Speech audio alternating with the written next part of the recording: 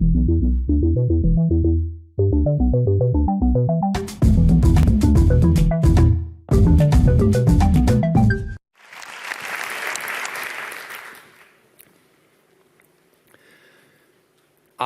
have a question for you. Do you really feel that your voice is important to how society develops? That your vote really makes a difference in politics? Maybe not. I certainly don't. In fact, I think our time is better spent on technological innovation than political agitation. And I'm here today to tell you about 3 movements within technology that you can be part of that can radically change the world in the next 5 years. More so than any president of any country can. But first, let's see how this has happened before.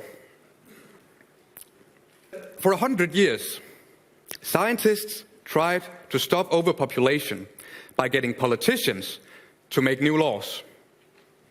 Then, in the 1960s, the population growth rate turned around. Did some politician finally forbid us to make more babies? No, but the pill became widely available in the Western world. Had these scientists stopped lobbying government and spent more time developing the pill, they could have stopped worrying much earlier. To the left here are the people we usually think of as being very important. But democracy produces the kind of leaders that the majority wants. So even the person on top does not dare implement a policy that most people do not support. After all, this is what democracy is all about. On the right side of this slide, we have individuals who truly made a global impact using technology. For instance, Steve Jobs made smartphones popular, and many credit smartphones for playing an important role in the Arabian Spring. These guys needed no majority consent to do crazy world-changing stuff. So now, I'll tell you about 3 new technologies with huge political impact. For the first one, let me ask you, when was the last time we saw a major innovation in political systems? I think it was with the invention of the modern democracy, with the founding of the United States. This is 300 years ago. Imagine if you drove a car from 300 years ago. Then you would be driving a horse. Innovation in any field requires experimentation. So if we want to find better political systems, we need space to experiment in. All land is taken by existing countries, but 70% of the surface of the earth is water. Seasteading is the technology that will allow us to move civilization onto the ocean. People are already living weeks on end on cruise ships. With this technology, we can build 100 new countries at sea. In this room, there are probably already 600 ideas for how to run a country. Someone wants to try a corporate model where shareholders try to maximize profits. Another wants to try a direct democracy with all decisions taken in online polls. The key is, those countries that do best will attract more citizens and grow, serving as inspiration for the rest of the world. And this is not just a crazy idea. It's about to happen. So this ship is being rented out to entrepreneurs who want to do business and live in international waters. So imagine if all the money going into lobbyism and political campaigns in the last 10 years had been spent instead on creating new countries at sea. We might have discovered democracy 2.0 or something even better. So that was my first technology. For the second, meet Pradeep from India, who makes a living by selling flutes in the street.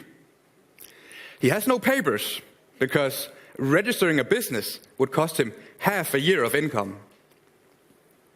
But he sets up shop anyway, because that's what he has to do to feed his family. In fact, this is how half of the entire population of the world makes a living, without papers or legal permits. But without a bank account, Pradeep must do all his trades meeting his customers face to face and trading cash. And this is not enough to pay for schooling of his children. But what if cash could be sent over the internet? What if Pradeep could sell his flutes not just locally, but globally? Bitcoin is an open source cash currency for the internet. Bitcoin is decentralized, so unlike with bank accounts, there are no requirements for you to get a Bitcoin account. And sending and receiving Bitcoins worldwide has practically no fees whatsoever.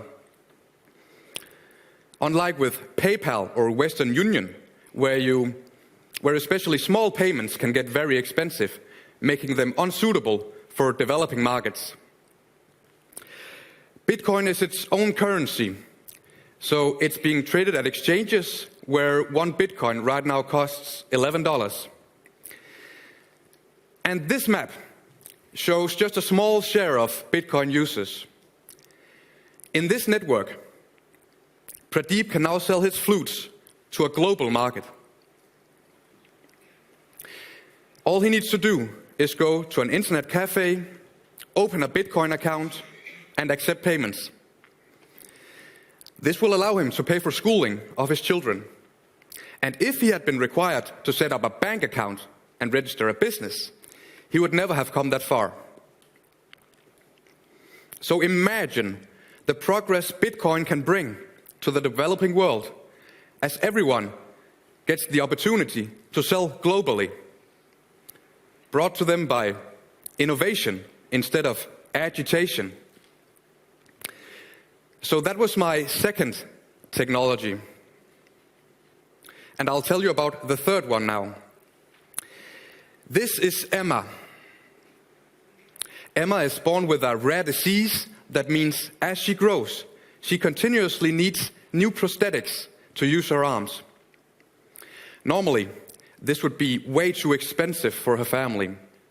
But with 3D printing physical objects instead of just letters on paper, Emma can have new sizes printed cheaply as she grows. And this is happening right now. Recently, a guy made the news because he had printed part of a gun.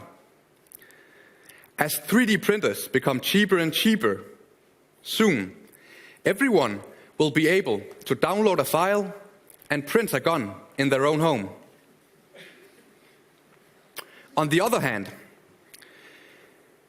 printing meat for human consumption using cells instead of printing with ink or plastic have also had investments. This will do immensely more for animal liberation than animal rights groups ever have. And moving production right into people's homes will be an incredible democratization of production that not even Karl Marx could have dreamed of. He likes that. But interestingly, it'll be the result of everything he fought against.